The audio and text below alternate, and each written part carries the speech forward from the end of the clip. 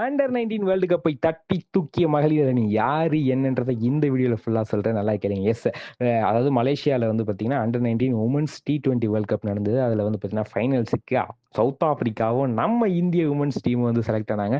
So வந்து பார்த்தீங்கன்னா, அவங்களுக்கு தான் ஃபைனல்ஸ் மேட்ச் நேத்து நடந்தது. ஸோ வந்து டாஸ் வின் பண்ண சவுத் ஆப்பிரிக்கா பேட்டிங் செலக்ட் பண்ணாங்க. ஓப்பனிங் வந்து பார்த்தீங்கன்னா, சைமன் லொசோனும், ஜெனான் பொத்தேலும் ஆடுனாங்க. ஸோ 2 பேரும் நல்லா ஆடுவாங்கன்னு எதிர்பார்க்கும்போது, நம்ம ஆளுங்க விடுவாங்களா? சைமன டக் அவுட் பண்ணிட்டாய்ங்க.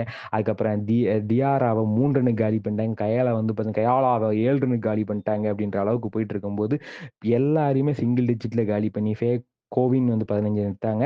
மைக் வேங்கன் ஃபோஸ்டர் 23 ரன்னு, கார்போ மேசோ 10 ரன்னு அப்படின்னு போயிட்டு இருக்கும்போது ஓப்பனிங் ஆன ஜமா பொத்தேவும் 16 ரன்னு. மற்ற யாரும் ஜொலிக்காதனால 20 ஓவருக்கு 82 run 10 wicket.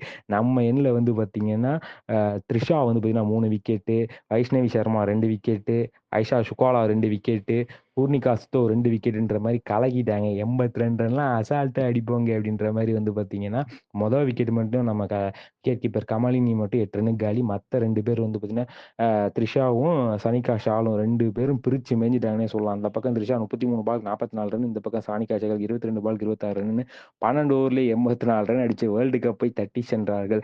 So player of the மேட்சா வந்து பார்த்தீங்கன்னா த்ரிஷாவும், பிளேயர் ஆஃப் த சீரீஸா த்ரிஷாவும் 2மே வந்து பார்த்தீங்கன்னா அவங்களுக்கு தான் கிடைச்சிருக்கு.